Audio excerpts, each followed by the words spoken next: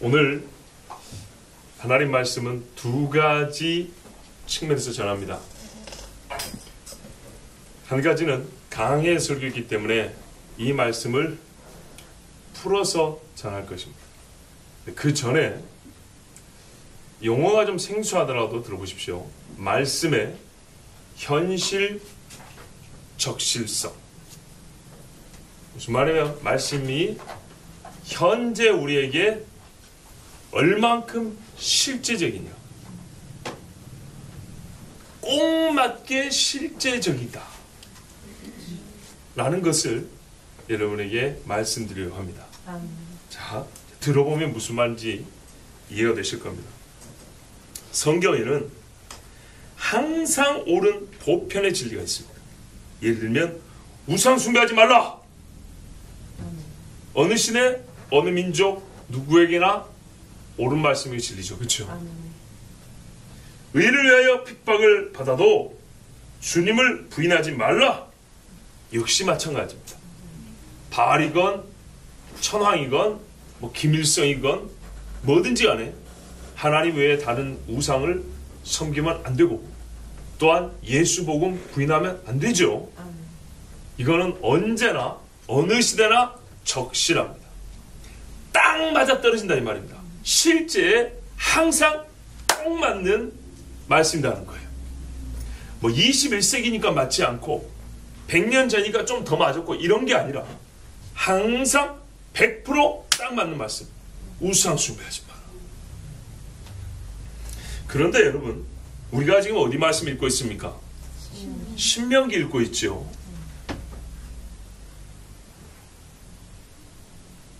이스라엘조차도 반복하지 않는 정복전쟁입니다. 이스라엘이 전쟁을 많이 했는데 정복전쟁, 가나안 정복전쟁, 이스라엘이 합니까 지금? 안 하죠. 그 사람들이 지금 우리가 뒤에 안 읽었지만 에발산과 그리심산에 올라가서 율법 선포하고 듣고 합니까? 두 번 다시 안 합니다. 그런데 왜 우리는 이 신명기를 영구불변의 진리의 말씀을 들어야 하죠? 갑자기 목사가 의심이 많아져 버렸죠. 왜 우리는 이 말씀을 듣고 무엇을 살아야 돼서 이 말씀을 자꾸 듣죠? 자, 우리가 당대의 특별한 어떤 민족과 사건 속에서 주신 말씀이 오늘 우리에게도 주신 말씀 것은 동일한 영적 원리가 있기 때문이고 패턴이 반복되기 때문이죠. 그렇죠? 그렇지만 여러분, 그것이 시대적 적합성, 현실에 딱 맞아떨어지는 적실성을 보장해 주는 건 아닙니다. 아직도 말 뜻이 잘 이해가 안 되시죠? 자, 보십시오. 우리 신명기 말씀의 경우 출애굽하고 40년 광야 생활하고 가나안에 들어가기 일보 직전인 사람들에게 가나안 땅에 들어가면 이러라 저러라고 주신 말씀입니다. 자, 보세요. 이스라엘이 가나안에 들어갔을 때 이렇게 해야 한다고 주신 말씀입니다. 여러분, 이스라엘입니까? 여러분, 혹시 약속의 땅 받고 사십니까 지금? 아니죠. 가나안과 같은 약속의 땅 받은 분 손 들어보세요. 약속의 땅은 오직 가나안뿐입니다. 잘 보세요.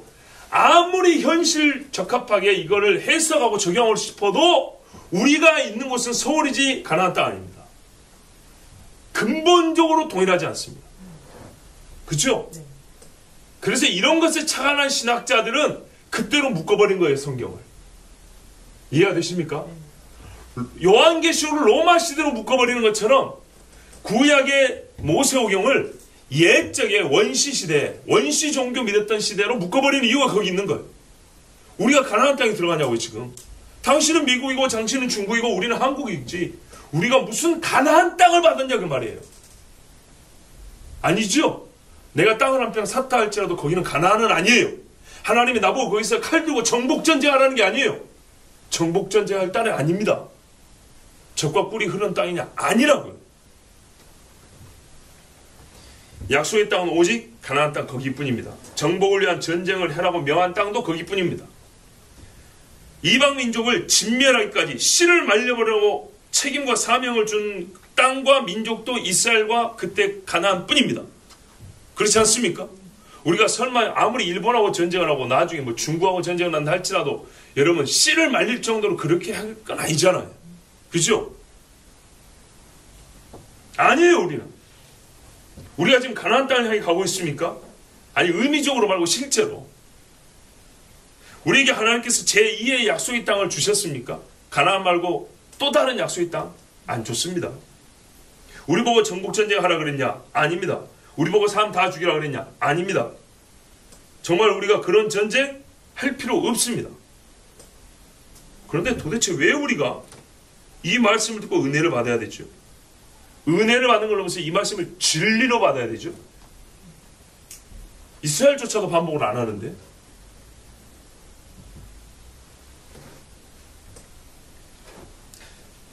그때 당시에 있었던 사실로서 진리죠. 역사로서 실제 일어났던 일이고 어떤 시대에 이스라엘이라는 실제 존재했던 민족이 받았던 실제 명령이라는 점이 그것이 오늘 우리가 믿음을 결합하여 듣고 이스라엘 받았던 그 말씀을 우리가 듣고 따라야 할 이유인가요? 그들이 경험했다는 실제라는 그것이 우리가 지금 믿어야 될 이유가 되나요? 조선시대에 어떤 사람이 하늘의 달을 향해서 실제로 기도했기 때문에 우리가 그걸 믿어야 되는 건가요? 아니죠. 실제라는 것을 믿어야 될 이유가 아닙니다. 이스라엘 백성이 실제 경험했다고 해서 이걸 우리가 이 말씀을 진리로 받을 이유가 뭐냐면요. 역사서도 아니고 진리로. 사실이었어. 그래 그때 이런 일이 있어서가 아니라 진리로 즉 생명으로 받을 이유가 뭐냐 그 말이죠.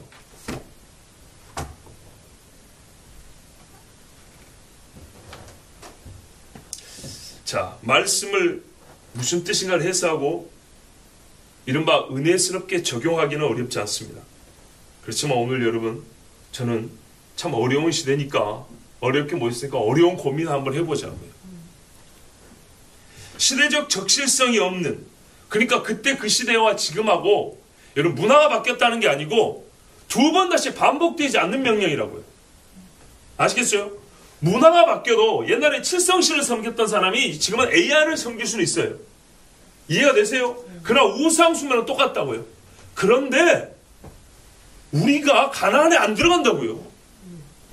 우리가 지금 예수 믿으면 전부 다 주소지 이스라엘 예루살렘으로 옮기지 않는다 그 말입니다. 그런데 이게 왜 진리냐고요. 시대가 바뀌어도 우상을 숭배하지 말라는 건 진리인 걸 알겠는데 가나안에 들어가서 전쟁을 하고 씨를 말려버리고 너희가 거기서 평안히 거하야 된다. 이게 왜 진리냐고요. 왜 우리가 그걸 믿어야 되죠? 그 믿음의 근거에 뭔가를 우리가 또 적용점을 찾아내야 될 이유가 뭐죠? 진짜 말 그대로 그때 그 사건으로 묶여있는 이야기 아닙니까?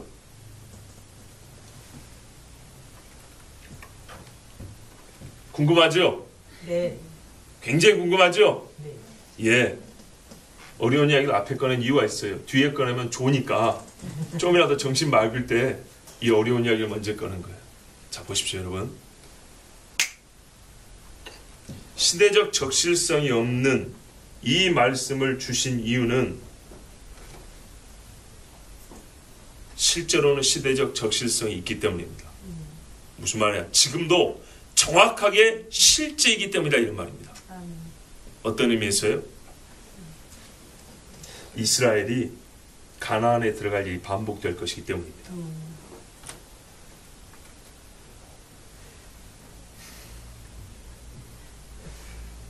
이스라엘이 가나안에 반복해서 들어간다고요. 출애굽하고 가나안 들어가고 바벨론 포로스하고 가나안 들어가고 로마에게 핍박을 당하고 흩은 다음에 다시 가나안에 들어가고 아직 이게 번쩍 안 합니까? 자, 보세요. 신명기는 이스라엘이 약속의 백성이 약속의 땅에 들어가서 지켜야 될 말씀이라고요. 왜? 내가 선물로 준 이 땅에 들어가서 이 말씀을 지키면 그 말씀에 따른 결과가 나와. 그것이 곧 온 만방의 백성이 나 여호와가 살아있다라는 증거가 되는 거예요. 근데 이스라엘이라는 이 인간들이 말이죠, 기원전 1400년쯤에 출애굽을 해서 가나안에 들어갔다고요. 가나안에 들어갈 때 이 말씀을 줬는데 안 지켰어요. 그래서 저주를 받아서 죽임을 당하고 흩어졌어요. 종살이를 했다고요. 그런데 하나님이 뭐라 하냐면, 출애굽 때 하나님의 완전한 은혜로 가나안에 집어넣어 준 것처럼 바벨론에서 또 끄집어내고 또 집어넣었어요. 또 신명기가 적용이 되는 거예요. 또 지켜보는 거예요. 잘 지켰으면 어째 됐을까요? 아무 일 없었겠죠. 메시아 하려고 했겠죠. 이놈들이 또 신명기를 안 지켰어요. 그래서 어떻게 했어요? 하나님은 여전하고 동일하시기 때문에 정확하게 신명기 말씀 그대로 그때 그 당시에 또 심판하셨어요. 그래서 어떻게 해요? 바벨론에? 아니다, 아까 바벨론 했나요? 예, 로마에 넘겨버렸어요. 로마로 인해서 온 세상에 흩어져 버렸어요. 자, 근데 제 힘으로는 할 수 없는데 하나님이 출애굽시키듯이 또 가나안에 집어넣었어요. 또 지킬 수 있도록. 뭘? 신명기를. 지금도 또 신명기를 지키면 되는 거예요. 지금 또 신명기를 지키면 어떻게 될까요? 얘네들은 이제 예수를 만나게 됐어요. 신명기를 안 지키면 어떻게 되죠? 적그리스도를 섬기고 적그리스도 때문에 또 유대에 있는 자는 산으로 도망갈지냐고 도망갈 수밖에 없는 거예요. 뭔 말인지 아시겠어요? 시대적 적실성이 있어요. 왜? 이 말씀이 아까 잘 들으세요. 가나안에 들어가는 이스라엘에게 주신 말씀이라고요. 그런데 이스라엘이 가나안을 반복해서 들어가요. 어느 때까지? 종말 때까지. 오늘 우리는 직접 우리가 가나안에 들어간 게 아니라 이 말씀을 이스라엘에 주셨고 이 말씀을 여전히 이스라엘에게 하나님이 현재적으로 적용하고 계시는 것을 우리 눈이 본다 이 말이죠. 우리 귀로 듣는다 이 말이죠. 그러면 우리는 궁극적으로 뭐는 거야? 내가 가나안으로 주소 옮기는 게 아니라 하나님이 살아계시구나. 아멘. 이스라엘 통하여 세상의 제사장 나라 되게 하여 하나님을 알게 한다고 하나님의 영광을 보게 한다더니 여전히 신명기의 말씀을 이스라엘에게 주시고 그들이 지키느냐 안 지키냐, 지킴으로 복을 받고 지키지 않으면 저주를 받는 걸 통해서 우리가 아는 것은 뭐냐면요, 하나님이 이 신명기를 주신 하나님이 이스라엘에게 이 말씀을 주시고 가나안에 넣어주신 그 하나님이 살아계실 하나님이라는 것. 그래서 성경 전체가 실제로 하나님의 말씀이고 하나님은 1.1획도 빠짐없이 다 성취하는 분이라는 것을 우리가 믿게 하기 때문에 이건 매우 현실적이고 오늘 지금 우리에게 필요한 말씀이라는 겁니다. 아멘. 1차적으로 이스라엘이 기원전 1500년 정도에 시내산에서 신명기, 아니 모압 평지에서 신명기 받은 것처럼 걔들은요 쫓겨났다가 가나안에 들어올 때마다 다시 신명기를 받는다고 생각하면 돼요. 지금 이 사람들이 신명기를 다시 받은 지 70년 됐습니다. 다시 가나안에 들어오는데, 그러면서 가나안에 들어와서 얘들이 지금 과연 하나님이 명하신 신명기를 지키고 있느냐 안 지키고 있느냐 하나님이 보고 계신 중입니다. 우리는 동일한 시대에 동일한 역사의 한 세대에서 보고 있는 겁니다. 아시겠죠? 예. 여호수아 당시에 이스라엘 백성이 신명기의 말씀을 가나안에서 지키냐 안 지키냐, 사사들이 살던 시대 지키냐 안 지키냐 보는 것처럼 우리가 이방인으로서 같은 시대에 사는 이스라엘 사람들이 이 신명기의 말씀을 지금 현재 그 약속에 따라서 어떻게 지키냐를 우리가 보고 있는 중입니다. 자, 지금 현재 이스라엘 잘 삽니까 못 삽니까? 잘 살죠. 왜 그런지 아세요? 말씀은 사실이라니까요. 이 사람들이 신명기를 지켰어 그래요. 어느 정도로 지키냐? 육신의 풍요를 얻을 정도까지는 지켜요. 잘 보세요. 6월절 지킵니다. 사사시대에 6월절 똑바로 지켰나요? 아니죠. 왕정시대예요. 다윗과 솔로몬 이후로 6월절 안 지켰다고 돼 있어요. 히스기야 때 다시 6월절 지켰어요. 그것도 불완전하게 지켰어요. 요시야 때 나라 망하기 직전에 6월절 지켰어요. 초막절은요, 언제인지 기억이 안 나요. 솔로몬이 하나님 앞에 성전 바칠 때 그 이후로 생각이 안 나.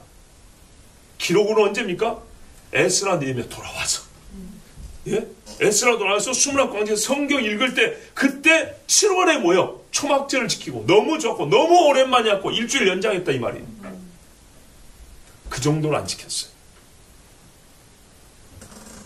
그런데 지금 이 사람들이 형식적으로는 신명기를 그들의 조상들보다 훨씬 잘 지켜요. 그래서 소위 할라카라는 율법의 엄격한 규정들이 나온 거예요. 아시겠죠? 그래서 형식적으로는 신명기를 이 사람들이 옛적 조상들보다 훨씬 잘 지킵니다. 율법 학교도 있고, 군대도 안 보내는 율법 연구자들도 있고, 얼마나 철저히 지키는지 모릅니다. 그러니까 그들이 어떻게 해요? 하나님의 약속은, 여러분, 비록 예수를 아직 잘 모르지만 그게 한계입니다만은, 예수를 알기 직전 단계까지는 하나님이 어떻게 해요? 살아계신 증거를 보여줘요. 분명히 약속했거든요. 너희가 뭐뭐 하면 해주리라. 하면 해주리라 했죠. 하면 사방에서 너희를 두려워하여 이기지 못하려 했단 말이에요. 그 말씀 그대로 해줘요. 그런데 신명기가 궁극적으로 말하는 게 뭡니까? 예수와 메시아예요. 신명기 18장에 나오잖아요. 나와 같은 선지 하나 둘 것이다. 이거는 뭐 여러분 반복하지 않아도 알죠? 율법이 결국은 예수님을 말합니다. 그러면 신명기를 온전히 지킨다는 것은 예수님을 믿어야 되는 겁니다. 예수님을 믿지 못하기 때문에 이들은 다시 어떻게 되죠? 그래요. 옛적의 일이 신명기 말씀 그대로 반복되는 겁니다. 적그리스도에 팔리게 되는 겁니다. 맞습니까? 말씀 그대로 되는 거예요. 적그리스도의 그들의 땅이 빼앗기게 되는 거예요. 그들의 성전이 빼앗기게 되는 거예요. 자, 신명기 패턴이 어떻게 돌아간 거예요? 이거는 여러분 신학 책을 보고 얘기한 거 아닙니다. 제가 이걸 하나님이 일주일 전에 고민하게 했어요. 고민. 그리고 정말 고민 기도하는데 오늘 새벽 2시 10분에 주신 감동이에요. 잘나가는데 하나님 답을 주셔야죠. 물음표는 며칠을 붙여놨는데 신학책을 보고 나오는 게 아니라 어떻게 어디서 답을 했습니까? 진짜 나답지 않은 질문을 한 거예요. 제가 언제 시대적 적식성을 따졌습니까? 주신 말씀 맨날 아멘이지, 그죠? 근데 어울리지 않게 나를 하는 건 굉장히 큰 의심이 아니라, 안 믿는 의심이 아니라, 이게 왜 오늘 우리에게 필요하지? 이 고민이 심각하게 들었어요. 왜 이게 우리가 진리로서 배워야 되는 것이지? 마치 지금도 예수 믿으면 구원받고 천국 간다는 정도로 왜 동등한 진리로서 왜 신명기 우리에게 들려줘야 되지? 근데 하나님이 진짜 오늘 새벽 2시 10분에 가르쳐줬어요. 까먹을까봐 제가 녹음을 해놨어요. 그게 뭐냐면 바로 그거였어요. 너는 신명기를 주신 그 역사가 그때로 끝났다고 생각 아니야. 네 말 맞다는 그거 아니야. 네가 고민한 게 그거 아니야. 그때 이스라엘이 약속의 땅에 들어가서 할 일을 준 말씀인데, 우리가 약속의 땅에 살 것도 아닌데, 기껏해 어떤 하나님 말씀 잘 들으면 우리 평상시에 잘 들어야 됩니다. 이 정도 교훈이나 얻으려고 하는 게 아니라 정말 진리라면. 그랬더니 하나님 주신 감동이 그랬어요. 이스라엘이 가나안에 몇 번 들어갔냐고. 네 눈에 보이지 않냐? 지금도 그들이 들어가 있지 않냐? 그들이 지금 복을 받은 것과 그들이 나중에 적그리스도 앞에 팔리는 이유가 뭐라고 생각하냐? 이게 재밌는 게 이겁니다. 가나안에 들어갔죠. 그런데요, 가나안 7족속이 아니라 희한한 족속이 하나 남았고 이스라엘을 끝까지 힘들게 합니다. 걔가 누굽니까? 블레셋입니다. 블레셋은 바다 건넌 해양족입니다. 가나안 7족속 아닙니다. 물론 가나안 7족속 중에도 다 못 쫓아서 남긴 적이 있었는데 걔들은 사실은 별로 중요하지 않아요. 힘이 별로 없어요. 근데 너무나 강한 힘으로 이스라엘을 끝까지 괴롭힌 족속이 가나안 땅 안에 있는, 밖에 아니라 가나안 땅 안에 있는 족속이 누굽니까? 블레셋입니다. 지금도 보세요. 누가 남아있습니까? 혈통적으로는 블레셋의 후손이 하지만은 정치적으로는 자기들을 블레셋의 정체성을 가져서 팔레스티나 부르는 사람들이죠. 그들이 똑같이 남아있어요. 그리고 결국에 하나님의 말씀을 지키지 않았을 때 이스라엘이 최종적으로 뺏기는 게 뭡니까?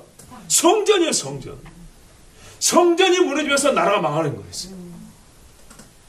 그대로 반복이 됐어요. 지금도 이들에게 신명기는 주어진 겁니다. 여전히 하나님의 말씀 그대로 주었습니다.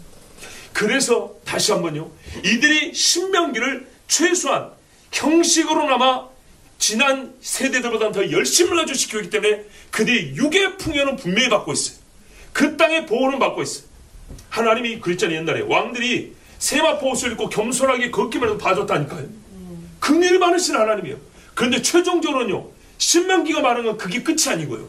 예수 메시아가 끝이기 때문에 예수 메시아를 알게 하기 위하여 그들을 불환란에 던집니다. 역시 신명기 말씀에 불순종한 결과이기도 합니다. 그래서 그들이 나중에 성전을 적그리스도에 뺏깁니다.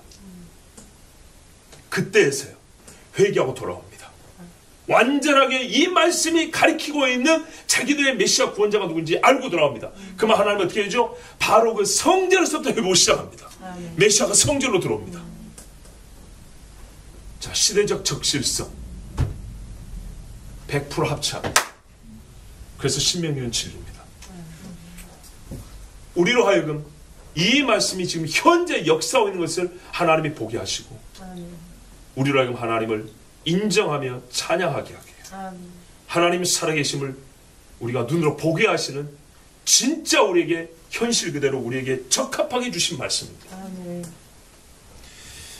자, 여러분, 그 다음에 이제 우리가 여기서 조금 더 나가서 한번 생각해 볼까요? 이 현실 적실성, 적합성이라고 하는 것, 실제로는 매우 적실하죠. 그 이유가 뭐냐면요, 창세기부터 주신 이 모세오경 같은 경우, 특히 구약성경 전체를 보면 기본적으로 하나님의 말씀으로서 1.1도 떨어지지 않고 영원하죠. 그렇기 때문에 그 영원성에 의해서 시간과 시대를 불문하고 적실합니다. 두 번째는 창세기부터 주신 이 말씀이 기본적으로 말이죠, 오늘 우리가 가지는 신앙의 토대이기 때문입니다. 그것들이 없으면 오늘 우리는 신앙 자체를 형성할 수가 없습니다. 어느 시대나 신앙의 토대와 근거가 되기 때문에 적실합니다. 세 번째는요, 예언서뿐만 아니라 구약 전체에 예언이 없는 말씀이 하나도 없습니다. 예언은 장래를 현재로 하여 이루어지는 거죠. 그렇죠? 창세기에서 예언된 말씀은 장래인 우리 세대에 이루어집니다. 우리 세대에 이루어질 때 우리는 현재로 봤죠. 그죠? 현재로 이루어지는 그 세대에게 그 말씀들은 적실합니다. 그리고 의미적 차원을 넘어서서 우리 신명기 말씀과 같이 동일한 구조와 똑같은 사건이 패턴이 아니고요, 똑같은 사건이 실제로 반복되기 때문입니다. 그래서 적실합니다. 자, 여기까지 여러분, 이거는 우리가 성경에 대하여 그 신빙성 뿐만 아니라 성경의 권위를 우리가 갖기 위하여, 또 하나님의 말씀의 진리됨을 알고 믿고 따르기 위하여서 제가 여러분에 전해드리는 말씀입니다. 자, 이제 본문을 보겠습니다. 너희가 만일 내가 너희에게 명하는 이 모든 명령을 잘 지켜 행하며 너희 하나님 여호와를 사랑하고 그의 모든 도를 행하여 그에게 의지하면, 그렇습니다. 여기서 보시면 짝을 이루는 말이 있습니다. 기본적으로 하나님의 말씀 명령입니다. 협의가 아닙니다. 명령을 잘 지켜 행하여 너희 하나님 여호와를 사랑하고, 행하여 사랑하고, 행함과 사랑이 하나입니다. 그 다음에 도를 행하여 의지하며, 도를 행함과 의지함이 하나입니다. 그런데 명령을 행하는 것과 도를 행하는 것이 같은 말의 반복이죠. 같은 말의 다른 표현입니다. 그렇다면 하나님을 사랑하는 것과 의지하는 것이 역시 하나입니다. 하나님을 사랑하는 사람들은요, 하나님께 무엇을 해드릴까를 생각하기도 하지만 그 전에 우리의 연약함을 알기 때문에 하나님을 훨씬 의지합니다. 예, 아주 어린아이 같은 표현을 할까요? 달랏소리 많이 하는 사람이 솔직히 하나님 많이 사랑하는 사람이에요. 이거 해주세요, 저거 해주세요. 자, 이렇게 하면 하나님이 어떻게 하냐? 그 모든 나라 백성, 가나안에 있는 백성을 너희 앞에서 쫓아내신다 했어요. 이와 같은 증거가 있는 자들에게 하나님께서는 이스라엘, 우리의 힘으로 할 수 없는 적을 이기게 하시고 밟을 수 없는 땅을 밟게 하신답니다. 아멘. 어떤 이는 이 같은 약속을 실제로 받아서 누린 자들이 있어요. 지금의 이스라엘도 그렇고 이제 이거를 우리의 모든 신앙인에게 적용을 한다면 우리 역시 마찬가지예요. 아멘. 너희 하나님 여호와께서 너희에게 말씀한 대로 밟는 땅, 그 땅의 사람들이 너희를 두려워하고 무서워하게 하리라. 너희 능히 당할 사람이 없으라 그랬어요. 희한하게도 객관적으로 외형적으로 볼 때는 이스라엘을 두려워할 이유가 없는데도 불구하고 그 마음에 두려운 마음을 주어서 이스라엘을 대적하지 못하게 한답니다. 대표적인 예가 어디죠? 그래요, 야곱 이야기죠. 야곱의 두 아들 시몬과 레위가 세겜 사람들을 다 쳐 죽여서 가나안의 피냄새를 날리게 됐는데, 그때 세겜 그 주변 사람들이 야곱의 집을 공개하지 못한 것은 하나님께 사방에 두려움을 줬기 때문에 그랬어요. 다윗도 마찬가지입니다. 다윗의 군사력이 아주 강대했던 게 아닙니다. 보면 그렇지 않습니다. 그런데 하나님께서 가는 곳마다 이해하셨고 다윗의 이름을 두려워하게 했습니다. 요셉도 마찬가지입니다. 요셉은 애굽의 법으로 할 것 같으면 애굽 사람들의 어떤 계급의식을 갖고 생각하면 충분히 사형을 시켜도 됩니다. 그런데 요셉에게서 하나님 냄새가 나는 거예요. 예, 감히 어찌할 수 없는 신성이 느껴지는 거예요. 그래서 요셉을 죽이지 못하고 또한 요셉을 총리로 세웠습니다. 저번에 우리 사브나바네아 그 특별 기도회 때도 말씀드렸죠. 요셉이 5분의 1 추수를 해서 풍작시에 5분의 1을 저장하자고 말을 했어요. 이거를 실험하고 테스트해보지 않고도 총리를 세웠습니다. 뭐라고 하면 하나님의 신이 이와 같이 충만히 거하는 자가 어디 있으리요. 요셉에게서 신성이 보였다는 겁니다. 이런 것이 하나님 주신 복입니다. 그런데 여호와의 말씀에 순종하고 따른 자에게는 그 사람하고 있는 인품이 아니라 영성이 말이죠. 하나님의 권위가 있어서 주변 사람들 하여금 두려움을 갖게 합니다. 아멘. 내가 오늘 복과 저주를 너희 앞에 두나니 하나님은 복만 주시라는 분이다. 이런 말은 완전하게 버려야 합니다. 신명기 말씀 기억하세요. 이스라엘은 진짜 이 말씀대로 우리가 상상하기 어려울 정도로 고난과 피 흘림을 겪은 사람들입니다. 너희가 만일 내가 오늘 너희에게 명하는 너희의 하나님 여호와의 명령을 들으면 복이 될 것이요, 뜻이 없는 잘됨이라는 건 없고요, 이유 없는 번영은 없습니다. 하나님 말했어요. 만일입니다. 내가 너희에게 명하는 너희 하나님 여호와의 명령을 들으면 복이 된다고 했어요. 자, 이것이 중요한 게, 너희가 명령을 잘 들으면 복을 주신다는 말과 뉘앙스가 약간 다릅니다. 복이 된다 그랬죠. 복이 될 것이요. 잘 들으면 내가 복을 줄게 한다. 지금 봐보세요. 이 명령을 잘 들으면, 여기서부터 이까지 명령을 잘 들으면 내가 복을 줄게가 아닙니다. 너희가 여기서부터 이까지 명령을 잘 들으면 복이 될 것이요. 이 안에 복이 들어있는 겁니다. 이 자체가 복인 겁니다. 아멘. 이 명령 자체가 복인데, 이 복이 언제 활성화되냐면 지키면 이 말씀 안에서 복이 나오는 겁니다. 아멘. 이게 신명기 말씀이고 이게 하나님 말씀입니다. 실제로 이거는 살아보면 알아요. 아멘. 정말 명령이 복의 근원으로서 내부적으로 필연적으로 인과성을 갖고 있다는 겁니다. 즉 명령 안에 복이 이미 들어있어요. 아멘. 그래서 명령을 순종하면 캡슐이 딱 깨지는 것처럼, 순종하는 순간 비밀의 열쇠가 딱 열리는 것처럼 이 안에서 복이 뿜어져 나온다는 겁니다. 아멘. 그래서 여러분, 명령을 지키는 순간부터 복을 경험하기 때문에 아멘. 명령을 지키지 않는 이상은 절대로 그 말씀 안에 담고 있는 신비한 복이 무엇인지 알지 못합니다. 너희가 만일 내가 오늘 너희에게 명령하는 도에서 돌이켜 떠나 너희 하나님 여호와의 명령을 듣지 아니하고 본래 알지 못하던 다른 신들을 따르면 저주를 받으리라. 명령하는 도에서 떠나면 귀신을 섬기게 되구만요. 역시 하나님의 판단을 인정하십시오. 사람은 반드시 귀신을 따르게 되어 있습니다. 재밌지 않습니까? 한 70년대 80년대 어설프게 과학이 발전할 때 이 과학시대에 무슨 귀신이 있고 무슨 신이 있냐 그러더라고요.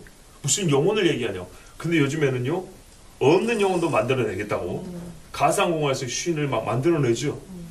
결국 사람은 귀신을 못 넘어갑니다.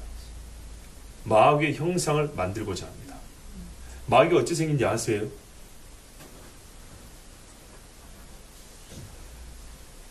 마귀는 직접 보이지 않아도요, 마귀의 신에 감동된 사람들에게 펜을 쥐어주면요, 꼭 마귀 모양 그려내게 합니다.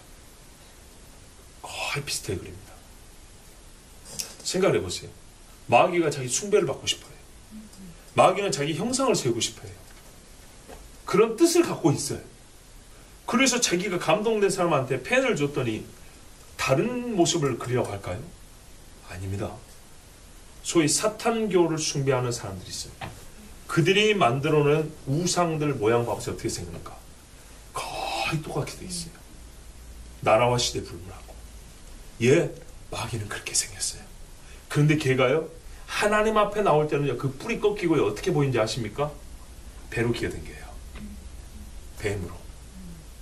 하나님 앞에 설 때는 초라하고 아주 비참한 지경으로 이러고 꼼지락대고 댕겨요.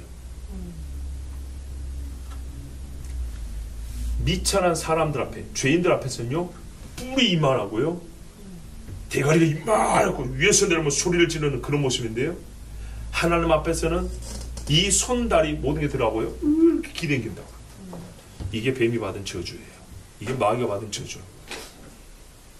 자, 하나님의 명령을 따르면 반드시 우리는 신들을 따른다 그랬습니다. 마음이 귀신을 따라갑니다.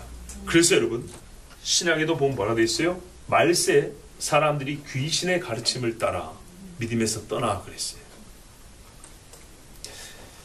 이스라엘이 불순종 시에 더욱 큰 저주를 받는 이유가 28절에 나와 있는데, 본래 알지 못하던 다른 신들을 따르기 때문입니다.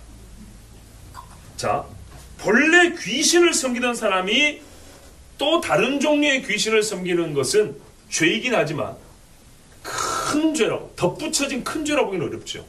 그런데 태어나 보니까 이스라엘 사람이고 하나님이 약속한 땅에 태어났어요. 그리고 하나님이 우리를 사랑한다는 강력한 증거로 도배가 되어 있는 상태로 살고 있어요.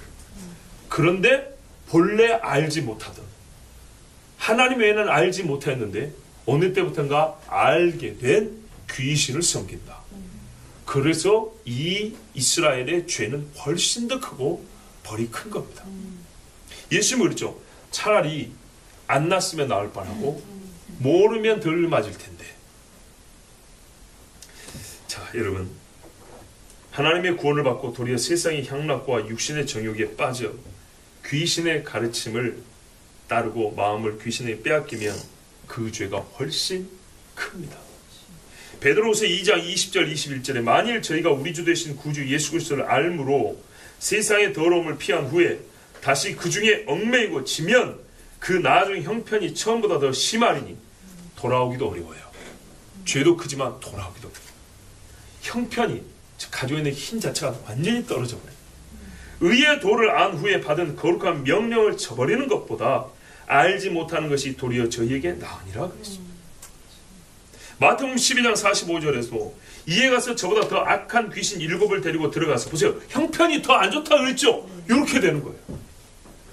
귀신 때문에 형편이 안 좋아지는 거예요. 먹고 사는 이야기 아니에요. 성경에 말하는 형편은. 귀신 7을 데리고 들어가서 거하니, 거기서 눌러 앉아버리니 그 사람의 나중 형편이 전보다 더욱 심하게 되느니라. 이 악한 세대가 또한 이렇게 되리라.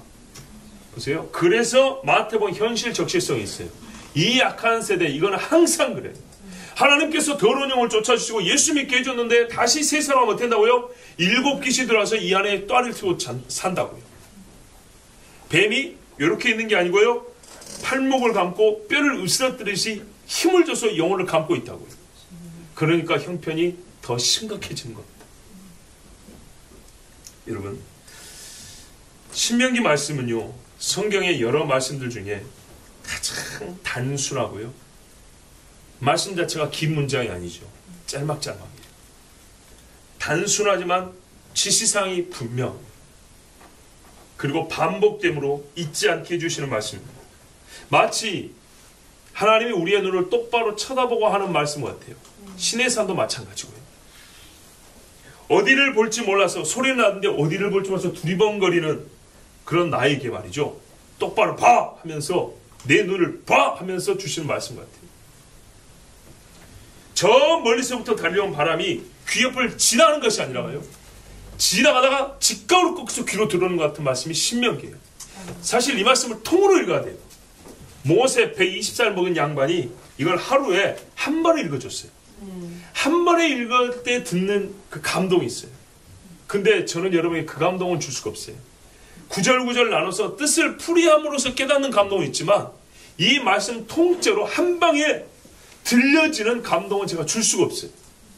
그것은 여러분이 처음부터 끝까지 단숨에 읽을 때야 얻을 수 있는 감동이에요. 그 단숨에 주신 말씀이기 때문에 그 단숨에 주신 것을 우리가 전제하고 해드린 말씀이에요.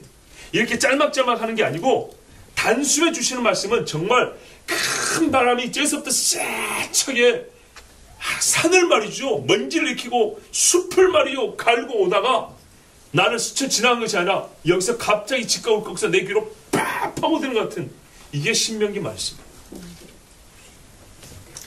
정말 이런 말씀 한번 듣고 싶어요. 아멘. 마음이 복잡하고 뜻이 정해지지 않고 하나님 앞에 뭔가 불안하고 할 때는 다른 것이 아니라 사실 이와 같은 긴 설교가 아니라 하나님 말씀을 저 산꼭대기에서 광야에서 아무도 없는 곳에 혼자서 한 권을 통으로 한번 읽어보는 거예요. 그러면 그 바닷물 소리, 산에 부는 산바람 소리가 아니라 하나님의 말씀이 그 소리보다 더 크게 귀로 파고들어서 내 중심을 울리는 것을 경험하게 될 겁니다. 정말 저도 개인적으로 이렇게 하나님의 말씀을 읽고 싶고 듣고 싶어요. 고향에 가서 그 바위에 서서 소리내서 바다야 들어라, 하늘과 같이 노래하지 않으면서 하나님 말씀 빡 펴가지고 큰 소리로 낭독하고 싶어요. 여러분 상상만 해도 정말 상상만 해도 뭔가 은혜가 되지 않습니까? 신명기는 원래 그렇게 되는 거예요. 산 밑에 사람들 보고 산 꼭대기에서 울리도록 외쳐주는 말씀. 여러분 말씀의 내용도 중요하지만요, 주시는 환경과 배경도 굉장히 중요합니다. 예수님이 왜 언덕 위에서 산상에서 말씀 주시고 어떤 데는 배 위에서 말씀 주십니까? 그 자리가 좋기 때문에. 어떤 경우는 성전에서 설교를 하십니다.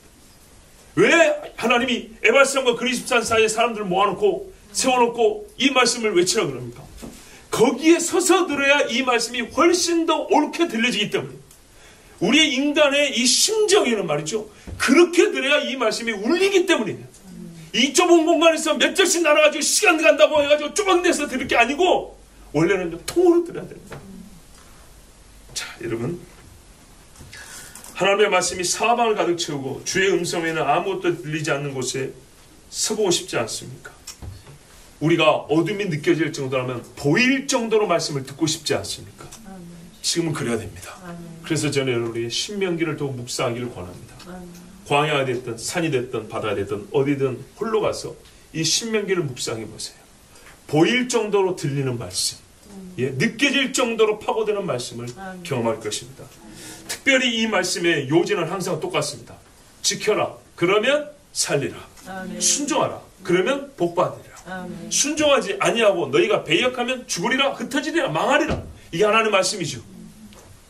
그러면 이 말씀은 언제부터 지키라고 주신 말씀입니까? 듣는 즉시입니다. 제가 여러분에게 비교할 수 있는 이야기를 하나 해드리겠습니다. 38년 된 중풍병자가 있습니다. 아니 40년도 좋고 50년도 좋고 평생 중풍병자로 산 사람이 있습니다. 우리가 중풍병자면 일어나지 못한 것만 생각하는데요, 현실적으로 생각해 보세요. 항상 사실적으로 생각하면 훨씬 은혜가 커요. 다리가 엄지손가락만큼 가늡니다. 근육이 없습니다. 근육을 만들 기회도 없고요, 신경이 살아있지 않기 때문에 근육이 형성되지 않습니다. 겨우 피만 통합니다. 감각도 없습니다. 동의하십니까? 중풍병자였습니다. 평생에 앉아 있습니다.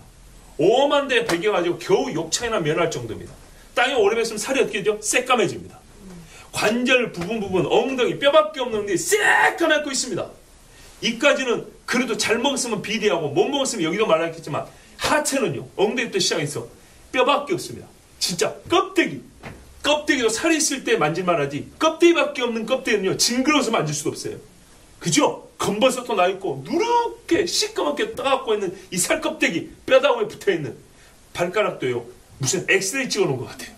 그런 발을 갖고 있는데요, 그거 부끄러워서 이만한 통 넓은 바지로 가리고 있을 뿐입니다. 자, 그런 중풍병자 예수님 뭐라 그랬어요? 네가 원하는 게 뭐냐? 일어나기를 원하. 내 자를 들고 일어서라 그랬어. 무슨 일이 일어나야 됩니까? 근육이 생겨합니다. 근육이. 예? 바닷물이 갈라지면 그냥 갈라집니까? 어찌 갈라집니까? 바람이 불어 갈라집니다. 생각지도 못하는 광속으로 말이죠. 빛의 속도로 일어날 근육이 형성됩니다. 힘이 솟아납니다. 인정하시죠? 예. 발가락 뼈마디가 관절이 굳어가지고 이거 기름칠을 해도 삐걱거리고 펴지도 않는데 관절이 유연해져야 됩니다. 이미 사용해보지도 못해서 능력치가 제로인 연골이 살아 움직여야 됩니다. 그래야 일어서는 겁니다. 아시겠어요? 그냥 기적 이렇게 만드는 거예요, 여러분. 어떻게 이 기적이 나와 보세요. 그 짧은 시간에 일어난 일을 보세요. 이 짧은 시간에 연골이 부들부들해지고요. 생생해져가지고요. 뼈하고 뼈마디 살을 열어줘야 됩니다.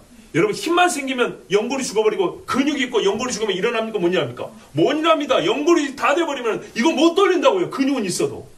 오히려 무겁기만 하고 아프기만 하지. 무거워서. 연골도 살아나고 근육도 생생되고 피도 통하고 그죠? 있는 힘 없는 힘 다 긁어모아서 이게 집중이 되고 하나님께서 그렇게 역사를 해줍니다. 진짜 죽은 나사로가 살아온 것처럼 말이죠. 죽은 나사로가 어떻게 해야 돼요? 벌거지들 없어져야 되죠. 빠져나왔던 체액들 보충돼야 되죠. 그죠? 죽은 지 나흘 됐으면 몸에 물이 어디 남아있겠어요? 그렇죠?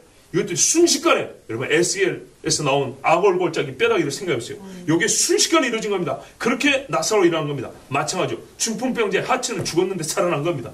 자, 그랬더니 어느 정도 힘이 있냐? 네 앉았던 자리를 들고 일어서야 돼요. 요거 들고 가랍니다. 우리 이걸 생각 못해요. 요게 예수님이 기적했어요. 아멘.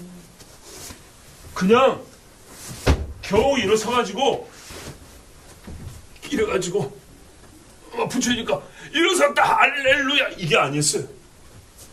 이런 자리를요 들고 예수님을 따라갔어요. 엄청나죠? 어마어마하죠? 자, 질문.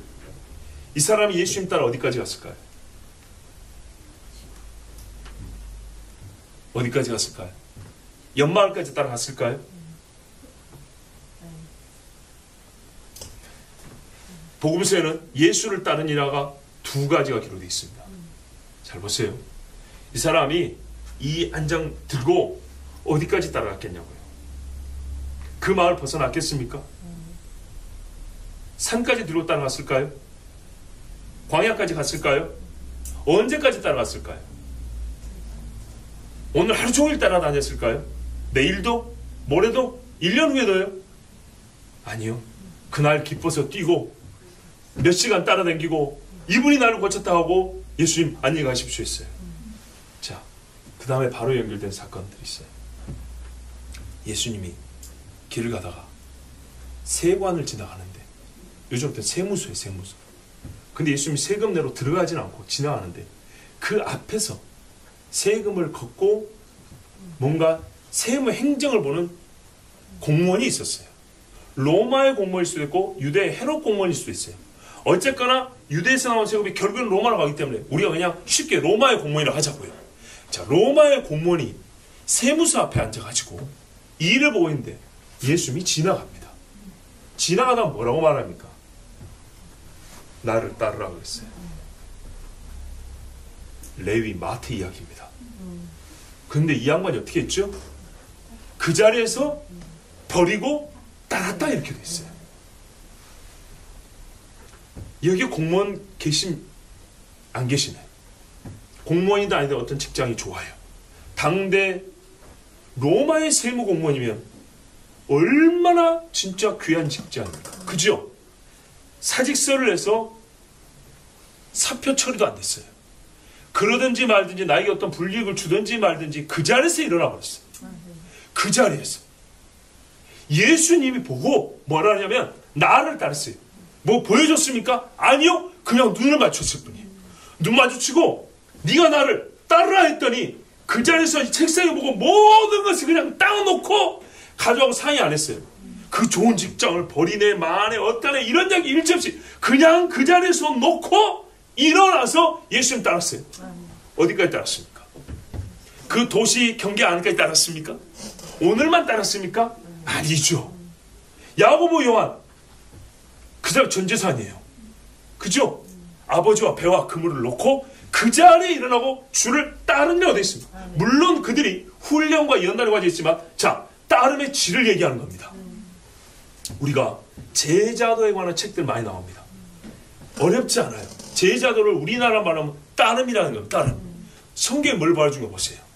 자, 이 레위나 야고보나 요한 같은 사람은 기적이 아니었어요. 예수님이 딱 마주치고 주님이 나를 따르라는 그 한마디였어요.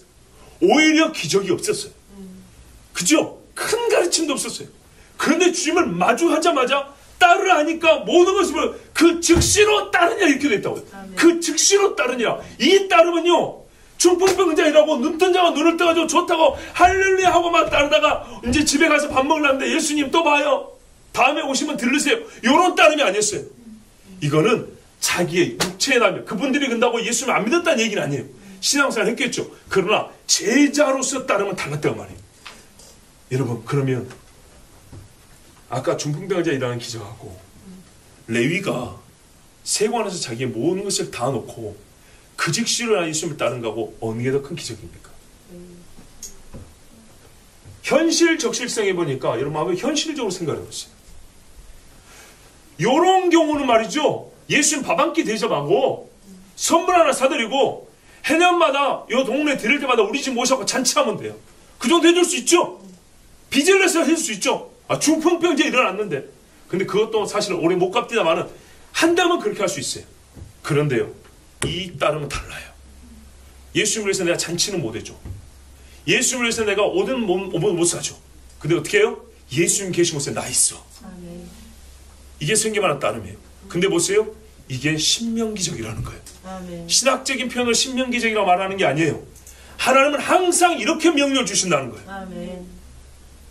항상 말씀을 주시면 그 즉시로 마치 예수님이 따르라 하자 모든 것을 놓고 따른 것처럼 신명기 말씀 그렇게 들어야 되는 거예요. 그리고 가나안에 들어가면 온갖 것이 널려있다 그랬어요. 짓지 않은 집도 있고 파지 아니한 샘물도 있고 내가 이루고지 않은 밭도 과수원도 있다고 그랬어요. 다 내 거예요. 그런데요, 말하자면 그 좋은 것들이 다 있지만 네가 나를 따르라면 그것들을 다 버리고 예수님 편에 있는, 하나님 편에 있는 그 결단을 내라 이 말입니다. 항상 이제부터 영원히. 이게 하나님 말씀이었어요. 근데 실제로 그 사람들이 예수님이 제자라고 부르더라고요. 실제로 그렇게 신의 산에서 들은 말씀을 들었던 여호수아 갈렙 같으니까 말은 그거예요. 구약의 여호수아 갈렙이 있으면 신약의 12제자가 있는 거예요. 이런 사람을 참 그리스도인 하나님의 백성, 그리스도의 제자라고 불러요. 신명기 말씀은요, 현실 적질성이 있어요. 오늘 우리에게 예수님이 지나가면서 이 말씀 드려요. 사람이 떡으로만 사는 것이 아니고 하나님의 입에서 나오는 모든 말씀을 살 것이 아니까는 놓고 일어나는 거예요. 예? 오직 내 하나님께만 경배하라 하였느니라 하면은 우상 버리고 그 즉시로 나오는 거예요. 내 하나님을 시험하지 말라 하였느니라. 그러면 아무리 걸뜯어도 하나님 말씀에 아멘 하는 거예요. 이게 성경에 말하는 신명기를 들은 사람이에요. 하나님이 이처럼 변화된 이스라엘을 기다리고 계세요. 그런데 이들이 성경의 예언이 어떻게 되어 있습니까? 그러나 끝내는 이들이 마지막 참 쓰라린 채찍을 맞기 전까지 깨닫지 못한다고 되어 있어요. 그래서 우리는 지금도 신명기의 말씀이 주어지고 있는 현재와 성취되고 있는 현재를 살고 있는 것입니다. 그리고 이 말씀을 저기 우리에게 똑같이 말씀하는 겁니다. 너희 사방에 어떤 환경적 변화가 있고 무슨 유익한 것이 있고 너희가 지금 무엇이라도 예수님이 말씀을 주시면서 나를 따르라면 그 즉시로 이걸 놓고 바로 주님 앞에, 중풍병자가 하루 찬양하고 집에 머무는 것이 아니라 일생의 주님 앞에 내 삶을, 나의 정체성을, 내 발걸음을, 내 인생의 목적과 비전을 완전히 바꿔버린 것처럼 주님 옆에 딱 붙어있는 주님과 결합된 사람. 이것이 바로 오늘 신명기를 통하여 우리에게 주신 말씀입니다. 그런데요, 이런 말씀이 때문에 애매하게 주지 않는 거예요. 너 따라올려? 너 나한테 오면 이거저거 좋은데 어떻게 할래? 한번 좀 생각해 보지 않겠니? 이런 말씀이 없는 거예요. 그래서 예수님은 신명기로 마귀를 이긴 것처럼, 한 방에 이긴 것처럼, 예수님도 자기 제자를 볼 때 하나님이 이스라엘을 불러서 자기 백성 삼을 때 신명기 주신 것처럼 예수님도 자기 백성 삼을 때 신명기처럼 말씀한 거예요. 명령으로 따르라. 버리고 나를 쫓으라. 이렇게 말씀한 거예요. 죽은 자로 하여금 죽은 자를 장사하게 하고 너는 나를 쫓을 것이니라. 이렇게 말씀한 거예요. 그래서 오늘 예수님은 신명기를 예수님이 반복하심으로써 우리에게 매우 현실 적실성 있게 하나님의 말씀을 주고 계십니다. 여러분, 여호와의 말씀은 영원합니다. 하나님의 말씀에 철저하게 순종하십시오. 매우 쉬운 이야기입니다. 언제나 동일하신 하나님이 변하지 않는 말씀 주셨습니다. 그러므로 순종하면 생명과 복을 받고 아멘. 이 말씀에서 복이 솟아나고 불순종하고 거역하면 생각지도 못했던 환난과 심판과 저주를 받을 것입니다. 이때 주님이 따르라 하면 여러분 버리고 일어나 따르십시오. 아멘. 이것이 복입니다. 아멘. 같이 기도합니다.